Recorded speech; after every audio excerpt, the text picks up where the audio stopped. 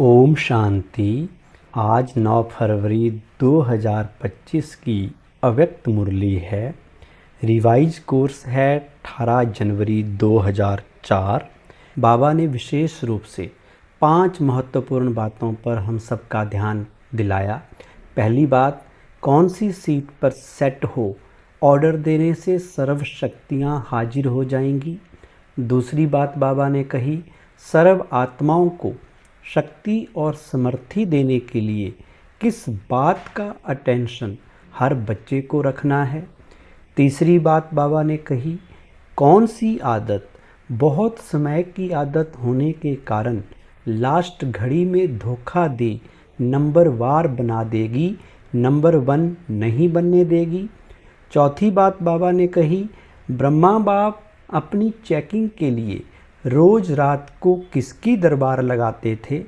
और लास्ट में 5वीं बात जो बड़ी इम्पोर्टेंट है, बाप दादा ने हर एक बच्चे को कौन सा विचित्र दर्पण दिया है जिसमें अपने भविष्य की शक्ल देख सकते हैं कि मैं राजा बनने वाला हूँ या रॉयल फैमिली या रॉयल प्रजा या साधारण प्रजा में आने वाला हूँ।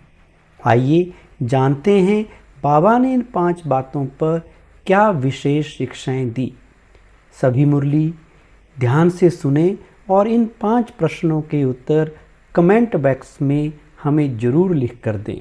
आज की मुरली का टाइटल है वर्ड अथॉरिटी के डायरेक्ट बच्चे हैं, इस स्मृति को इमर्ज रख सर्व शक्तियों को ऑर्डर से चलाओ। वर्ड अथॉरिटी के डायरेक्ट बच्चे हैं, इस स्मृति को इमर्ज रख सर्व शक्तियों को ऑर्डर से चलाओ। आज चारों ओर स्नेह की लहरों में सभी बच्चे समाये हुए हैं। सभी के दिल में विशेष ब्रह्मा बाप की स्मृति इमर्ज है। अमृत वेले से लेकर साकार पालना वाले रतन और साथ में अलौकिक पालना वाले रतन, दोनों के दिल के यादों की मालाएं बाप दादा के पास पहुंच गई हैं। सभी के दिल में बाप दादा के स्मृति की तस्वीर दिखाई दे रही है और बाप के दिल में सर्व बच्चों की स्नेह भरी याद समाई हुई है। सभी के दिल में एक ही स्नेह भरा गीत बज रहा है, मेरा बाबा। और बाप की दिल से यही गीत बज रहा है, मेरे मीठे मीठे बच्चे। ये ऑटोमेटिक गीत, अनहद गीत कितना प्यारा है। बाप दादा चारों ओर के बच्चों को स्नेह भरी स्मृति के रिटर्न में दिल के स्नेह भरी दुआएं पदम गुना दे रहे हैं। बाप दादा देख रहे हैं, अभी भी देश व विदेश में बच्चे स्नेह के सागर में लवलीन हैं। ये स्मृति दिवस विशेष सभी बच्चों के प्रति समर्थ बनाने का दिवस है। आज का दिन ब्रह्मा बाप द्वारा बच्चों की ताज पोशी का दिन है। ब्रह्मा बाप ने निमित्त बच्चों को विशेष विश्व सेवा की जिम्मेवारी का ताज पहनाया।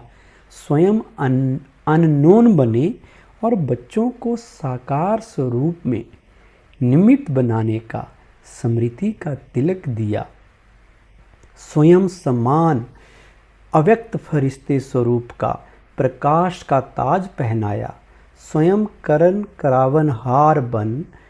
करनहार बच्चों को बनाया।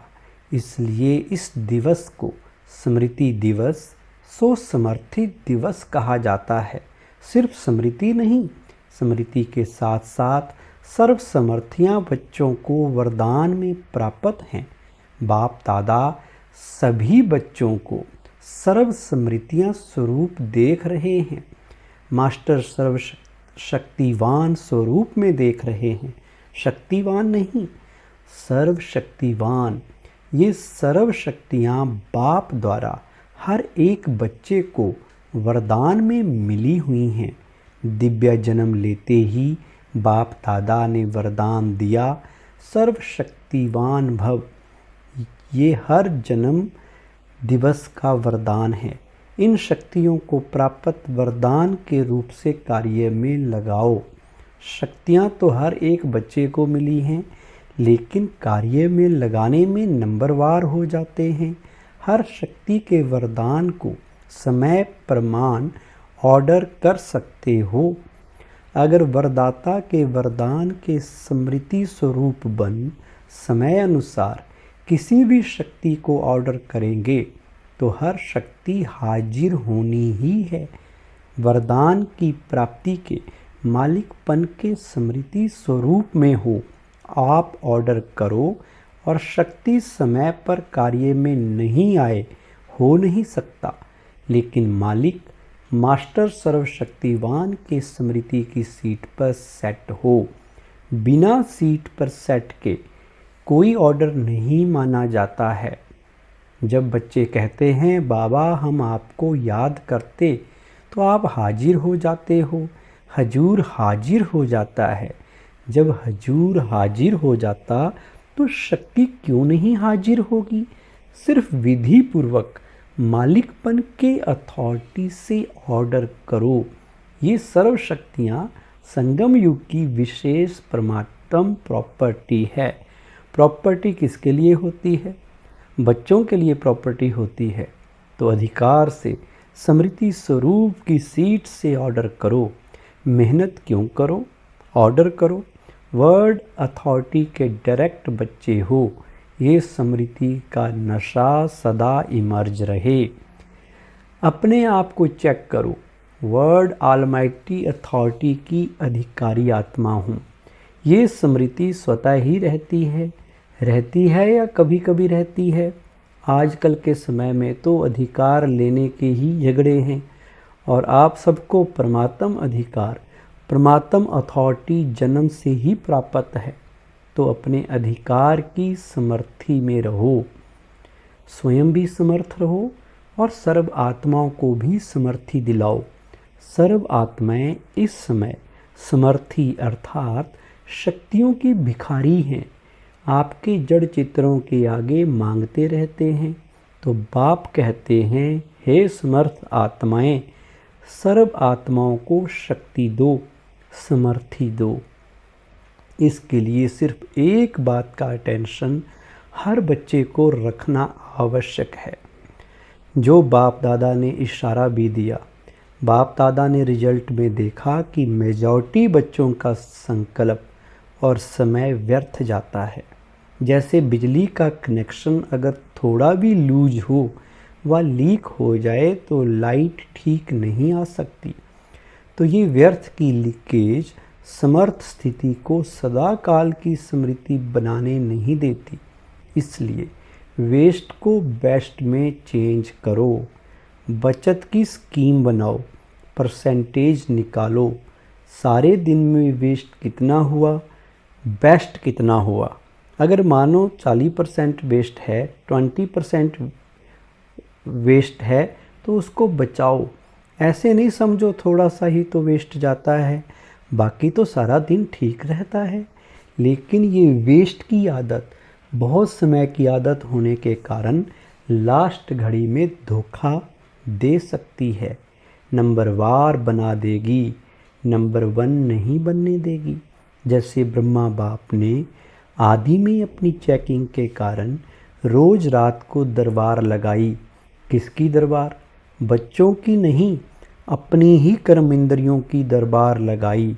ऑर्डर चलाया, हे मन मुख्यमंत्री, ये तुम्हारी चलन अच्छी नहीं, ऑर्डर में चलो।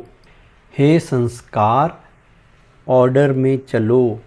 क्यों नीचे ऊपर हुआ, कारण बताओ, निवारण करो। हर रोज ऑफिशियल दरबार लगाई, ऐसे रोज अपनी स्वराज्य दरबार लगाओ। कई बच्चे बाप दादा से मीठी मीठी रूरिहान करते हैं, पर्सनल रूरिहान करते हैं। बताएं, कहते हैं हमको अपने भविष्य का चित्र बताओ, हम क्या बनेंगे। जैसे आदि रत्नों को याद होगा कि जगदम्बा माँ ने सभी बच्चे अपना चित्र मांगते थे। मम्मा आप हमको चित्र दो, हम कैसे हैं। तो बाप दादा से भी रूरिहान करते अपना चित्र मांगते हैं। आप सबकी भी दिल तो होती होगी कि हमको भी चित्र मिल जाए तो अच्छा है, लेकिन बाप दादा कहते हैं, बाप दादा ने हर एक बच्चे को एक विचित्र दर्पण दिया है। वो दर्पण कौन सा है? वर्तमान समय। आप स्वराज्य अधिकारी हो, स्वराज्य अधिकारी हो तो हाथ उठाओ। स्वराज्य अधिकारी हो? अच्छा, कोई नहीं उठा रहे हैं, थोड़ा थोड़ा हैं क्या? अच्छा, सभी स्वराज्य अधिकारी हो, मुबारक हो। तो स्वराज्य अधिकार का चार्ट आपके लिए भविष्य पद की शक्ल दिखाने का दर्पण है। ये दर्पण सबको मिला हुआ है ना? क्लियर है ना?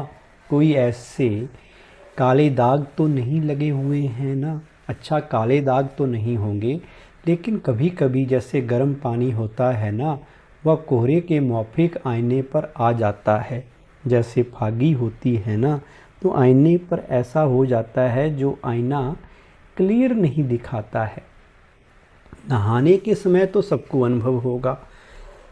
तो ऐसा अगर कोई एक भी कर्म इंद्रियां अभी तक भी आपके पूरे कंट्रोल में नहीं है कंट्रोल में, लेकिन कभी कभी नहीं भी हैं। अगर मानो कोई भी कर्म इंद्रिय, चाहे आँख हो, चाहे मुख हो, चाहे कान हो, पाँव भी कभी कभी बुरे संग की तरफ चला जाता है, तो पाँव भी कंट्रोल में नहीं हुआ ना।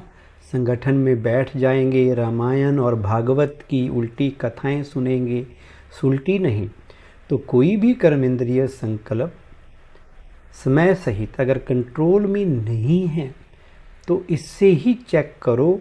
जब स्वराज्य में कंट्रोलिंग पावर नहीं है, तो विश्व के राज्य में कंट्रोल क्या करेंगे? तो राजा कैसे बनेंगे? वहाँ तो सब एक्यूरेट है। कंट्रोलिंग पावर, रूलिंग पावर सब स्वतः ही संगम युग के पुरुषार्थ की प्रारब्ध के रूप में है। तो संगम युग अर्थात वर्तमान समय अगर कंट्रोलिंग पावर, रूलिंग पावर कम है, तो पुरुषार्थ कम, तो प्रारब्ध क्या होगी? हिसाब करने में तो होशियार हो ना। तो इस आईने में अपना फेस देखो, अपनी शक्ल देखो। राजा की आती है, रॉयल फैमिली की आती है, रॉयल प्रजा की आती है, साधारण प्रजा की आती है, कौन सी शक्ल आती है? तो मिला चित्र। इस चित्र से चेक करना, हर रोज चेक करना, क्योंकि बहुत काल के पुरुषार्थ से बहुत काल के राज्य भाग्य की प्राप्ति है। अगर आप सोचो कि अंत के समय बेहद का वैराग्य तो आ ही जाएगा, लेकिन अंत समय आएगा तो बहुत काल हुआ या थोड़ा काल हुआ? बहुत काल तो नहीं कहेंगे ना।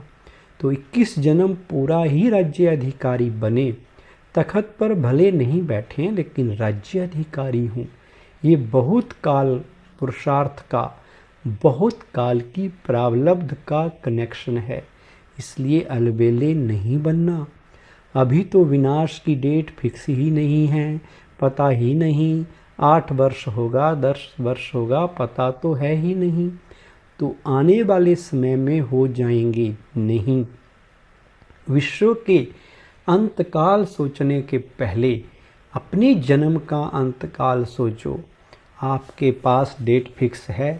किसके पास पता है कि इस डेट पर मेरा मृत्यु होना है किसके पास? नहीं है ना।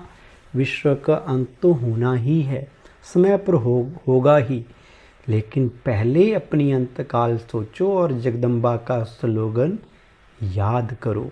क्या स्लोगन था? हर घड़ी अपनी अंतिम घड़ी समझो। अचानक होना है, डेट नहीं बताई जाएगी, ना विश्व की ना आपके अंतिम घड़ी की, सब अचानक का खेल है।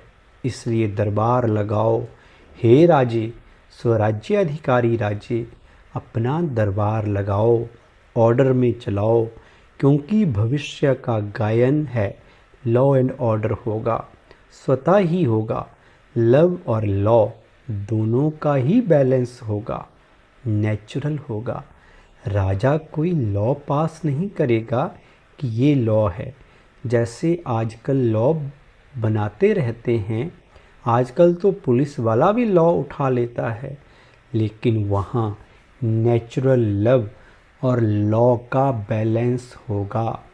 तो अभी ऑलमाइटी अथॉरिटी की सीट पर सेट रहो, तो ये कर्मेंद्रियाँ, शक्तियाँ, गुण सब आपके आगे जी हजूर करेंगे, धोखा नहीं देंगे, जी हाजिर।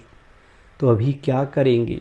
दूसरे स्मृति दिवस का कौन सा समारोह मनाएंगे? ये हर एक जून तो समारोह मनाते हैं ना, समान समारोह भी बहुत मना लिए। अब सदा हर संकल्प और समय के सफलता की सेरेमनी मनाओ, ये समारोह मनाओ। वेस्ट ख़त्म, क्योंकि आपके सफलता मुहूर्त बनने से आत्माओं को तृप्ति की सफलता प्राप्त होगी। निराशा से चारों ओर शुभ आशाओं के दीप जगेंगे। कोई भी सफलता होती है तो दीपक तो जगाते हैं ना। अब विश्व में आशाओं के दीप जलाओ। हर आत्मा के अंदर कोई ना कोई निराशा है ही। निराशाओं के कारण परेशान हैं, टेंशन में हैं। तो हे अविनाशी दीप को, अब आशाओं के दीपकों की दिवाली मनाओ। पहले स्व फिर सर्व। सुना? वरदान है मस्तक द्वारा संतुष्टता के चमक की झलक दिखाने वाले साक्षात्कार मूर्त भव। जो सदा संतुष्ट रहते हैं, उनके मस्तक से संतुष्टता की झलक सदा चमकती रहती है। उन्हें कोई भी उदास आत्मा यदि देख लेती है तो वो भी खुश हो जाती है, उसकी उदासी मिट जाती है। जिनके पास संतुष्टता की खुशी का खजाना है, उनके पीछे स्वतः ही सब आकर्षित होते हैं। उनका खुशी का चेहरा चैतन्य बोर्ड बन जाता है, जो अनेक आत्माओं को बनाने वाले का परिचय देता है। तो ऐसी संतुष्ट रहने और सर्व को संतुष्ट करने वाली संतुष्ट मणियाँ बनो, जिससे अनेकों को साक्षात्कार हों। स्लोगन: चोट लगाने वाले का काम है चोट लगाना, और आपका काम है अपने को बचा लेना। अव्यक्त इशारा: एकांत प्रिय बनो, एकता और एकाग्रता को अपनाओ। जैसे नारियल तोड़कर उद्घाटन करते हो, रिबन काटकर उद्घाटन करते हो, ऐसे एक मत, एक बल, एक भरोसा और एकता की रिबन काटो, और फिर सर्व के संतुष्टता प्रसन्नता का नारियल तोड़ो। ये पानी धरनी में डालो, फिर देखो सफलता कितनी होती है। अच्छा, ओम शांति।